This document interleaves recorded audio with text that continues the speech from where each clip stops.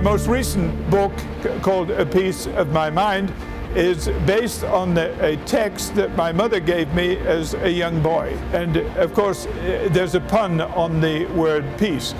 Sometimes in England we would say, I'm going to give you a piece of my mind, which means I'm going to tell you exactly what I think. Well, I'm going to tell you exactly what I think about the peace of God that passes understanding.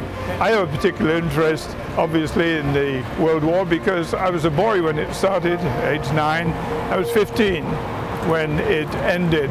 And during that war, which obviously took place during the formative years of my life, there were many, many lessons I learned. My memories of the Second World War would have to do primarily with the bombing. I remember as a boy watching the bombing from the top story of my home, and an artillery officer standing there with me, showing me how to time the distance between the flash and the reverberation. In the early days we used to huddle down in an air raid shelter, and that was very frightening.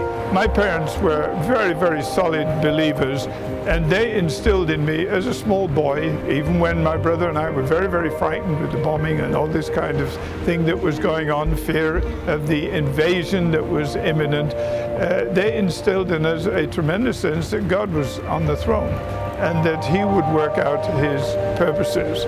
I have written about many of these wartime boyhood experiences in a book I recently produced called A Piece of My Mind. Every time a bomb exploded, the room in which we were standing became brilliant with light, and on the wall was a text that my mother had placed there. Thou wilt keep him in perfect peace, whose mind is stayed on thee. One of the interesting stories about Churchill is that in the depth of the war, sometimes he would go missing from the war rooms. And in the middle of the night, they would get very, very concerned about him, go looking for him, and find him in St. James's Park feeding the ducks. It was rather interesting that this man, with all the burdens resting upon his shoulders, found relaxation in the quietness and the simplicity of feeding the ducks. I think sometimes in our frantic, frenetic world, we need to know what it is to find the places of tranquility and feed the ducks.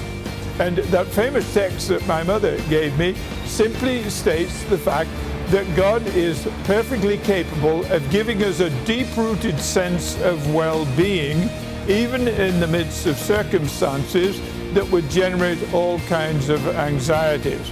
And what we need to recognize is this, that if our idea of finding some peace of mind and peace of heart is predicated on us eradicating all the negatives in life, frankly, we're never going to know peace.